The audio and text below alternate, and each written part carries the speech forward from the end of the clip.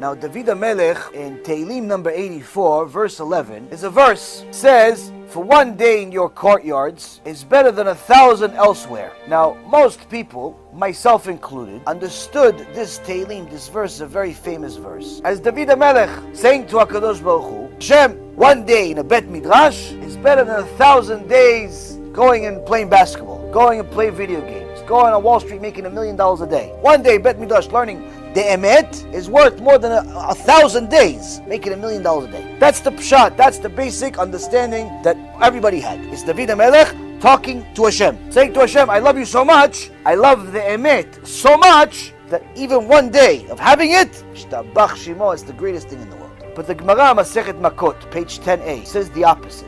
It says it's actually David being talked to by Hashem. David said to Hashem, Hashem, when am I going to die? When am I going to die, Hashem? Hashem says, I can't tell you. He says, what day of the week? It's going to be Shabbat. You're going to die on Shabbat, David. We spoke about this last week. So David says to Hashem, okay, so let me die on Friday. Let me die on Friday, so at least I don't die on Shabbat, so they can bury me on Friday. HaKadosh Baruch Hu says to David, I'm very upset at Am Yisrael. Very upset at Am Yisrael. Why am I upset? All of Am Yisrael, all of the people under David HaMelech are looking forward for David to die. Why? Because they already know the prophecy is, as soon as David HaMelech dies, HaKadosh Baruch Hu is going to give the kingdom to his son Shlomo, and Shlomo is going to build the Bet HaMikdash. Bet HaMikdash, it's like having HaKadosh Baruch Hu on better than WhatsApp, being friends with Hashem on Facebook. Shtabach Shemo, you go to Bet HaMikdash, talk to Hashem. You see a fire coming from heaven every single day in the shape of a lion to burn the korbanot. Imagine the cloud, but it's fire, blue fire, coming down from heaven every day. Lion. Who's not going to believe in miracles? Who's not going to believe in Ashgacha Pratit? You're seeing stuff happen. It's not like stories anymore. So all of Am Yisrael is looking forward to this. They want to build the Bet HaMikdash. David HaMelech says to Hashem, let me die earlier, so that way everybody wins. One, I don't die on Shabbat, so because you can't bury a person on Shabbat. I die on Friday. And two, Am Yisrael is happy. Why? I die a little earlier. HaKadosh Baruch Hu says to David, one day of your learning Torah is worth to me more than 1,000 korbanot, 1,000 sacrifices that your son and the rest of Am Yisrael will make in the Bet HaMikdash. Why is this a big deal to us, Rabotai? HaKadosh Baruch Hu told David, you learning Torah is worth to me more than the Bet HaMikdash itself, more than the korbanot, more than everything. Why is this important? That means that you sitting here right now, listening to Torah, is worth to HaKadosh Baruch Hu more than all of the sacrifices of the Bet HaMikdash. You opening a Gemara, learning, sweating a little bit, trying to figure out what does it actually mean? Who's against who?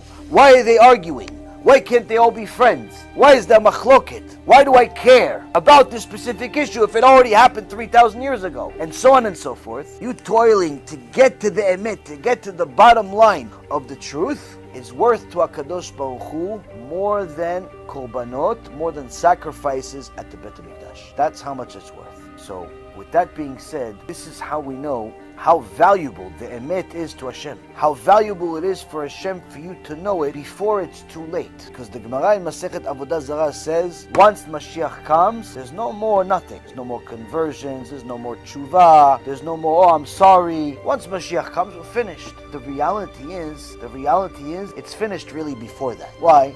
Why is it finished before that? Because Gog and Magog is going to happen before the Mashiach comes. Gog and Magog is not going to be a peaceful war. You know, one side shoots, the other one waits, gets hit. Okay, you know what? We'll wait 2 weeks, then we'll hit you back. Gog and Magog is going to be a very, very scary war, making everything else that happened before it seem like child's play. And that means we're not going to have the opportunities we have today to study Torah whenever we feel like it. Go, wake up, look at your phone. Instead of seeing all the junk, you go on BeEzratHaShem.org, you go to our YouTube channel, you go to our app, you go to the podcast, you press play, and you sit there while you're drinking your coffee. A few times a week, you roll out of bed, you have a shiur 20 minutes away, 5 minutes away, for free. We're not going to have those opportunities. Meaning that to do tshuva during the war is not going to be a piece of cake. Go to minyan, go pray. You have 5, 6, 7, 10 choices in many Jewish communities. You can pray whenever you feel like it sometimes. You need tefillin. All you got to do, make a phone call, send a text message, send a few dollars. You got tefillin within a few days. You want a book, you go on the internet,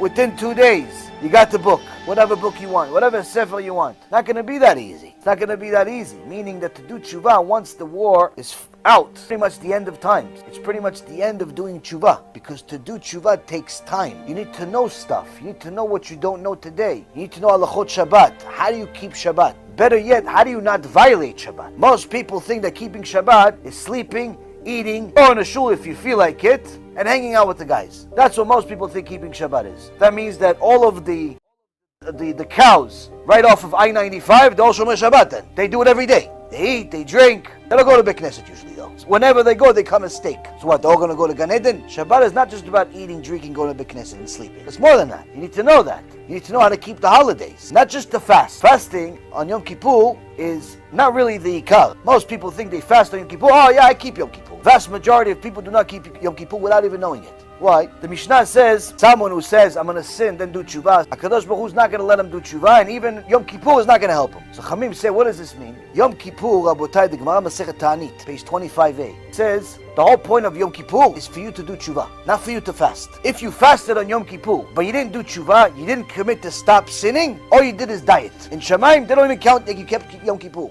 It's meaningless. Hashem doesn't care if you eat. Hashem cares if you eat. If he didn't want you to eat, he just put starvation, famine. Everybody's religious. So the point is, Rabotai, these are the types of things you're going to need to know because that's the emet. That's the emet. If you didn't know it until now, Baruch haba. Welcome. This is Judaism. Does that mean it's really hard? Not necessarily. Judaism is not hard. It's only hard for people who don't want to do it. If you don't want to change your life, Judaism is extremely hard. But if you want to change your life, you want to be a better person, you want to be closer to Hashem, then Judaism is very easy.